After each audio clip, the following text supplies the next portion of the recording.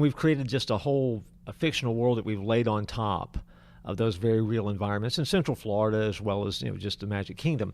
And so for a Disney fan, a mystery fan, an adventure fan, a history buff that likes the Walt Disney history, we've incorporated all of that in, and really at this point have kind of created a world that we're kind of setting these stories into. And so it's been a lot of fun.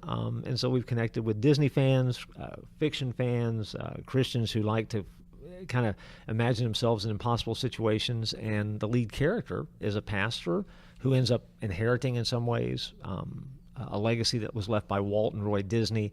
And so there's that faith concept that comes into play, because this guy has left the pastorate now to basically run Disney, which, why not, right? Sure, so, absolutely. And so that's how it's all set up. Well, something interesting, I know that a number of years ago there was a series, the Kingdom Keeper series. Mm-hmm.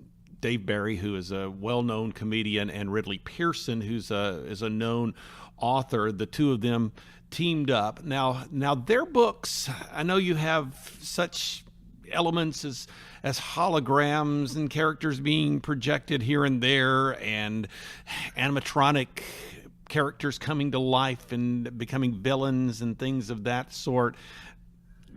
Would you say that might be one of the principal differences if people are thinking, okay, well, yeah, I'm familiar with this over here, but what you're doing sounds like it might be a bit different? It is a bit different. My book is written really toward a more adult, mature audience. Now, again, not that there's anything that would embarrass you in the books, but if you're late middle school, high school, this can be your kind of book. Where the Kingdom Keeper series was written more angled toward kids and more of a young adult fiction type of approach. And because Disney, Hyperion was one of the publishers of it, there was a free license to be able to use and create and make the characters do things that an author like I'm not allowed to do, because, again, I don't own those characters. Yeah.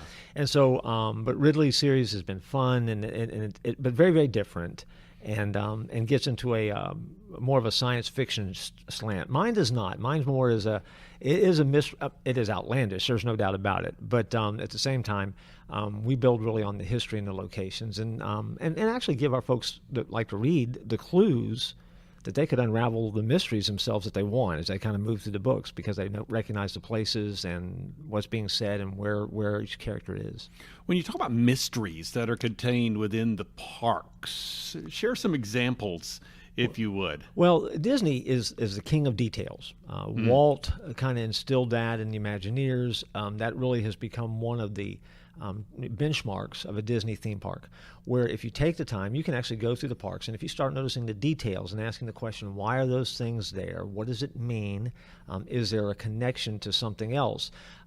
You can actually never go into a ride or attraction and just look at the details if you know where to find them and you take the time to do that. And so that's kind of what I've done in the books. And what I've done is I've added extra meaning to each one of those things. And so you create the clues that go from attraction to attraction, you connect them together. And so that's kind of what I've done in the architecture, the landscaping, some of the things that are there or have been preserved, and things that I think a lot of Disney history buffs or Disney files know all about. I've just connected them in a way that maybe they've never seen it before. Well, and one of the elements, as you mentioned, of these books is the faith connection. Why is, of course, you're a pastor. You're originally from the Orlando area, still pastor in that area. That's your home base. Why is it that you really have chosen to take these elements of Disney and faith and blend them together? Yeah, well, I'm, again, an Orlando guy, so I've always had an appreciation for the way the theme parks were created. And I really do think that in Walt's life, there are some leadership lessons that the church probably should not be afraid to learn. But then there's a quality of excellence that Disney does things with. It's not an accident that they're the vacation kingdom of the world, that people would spend a lifetime saving for a once-in-a-lifetime location because they want to go there so badly.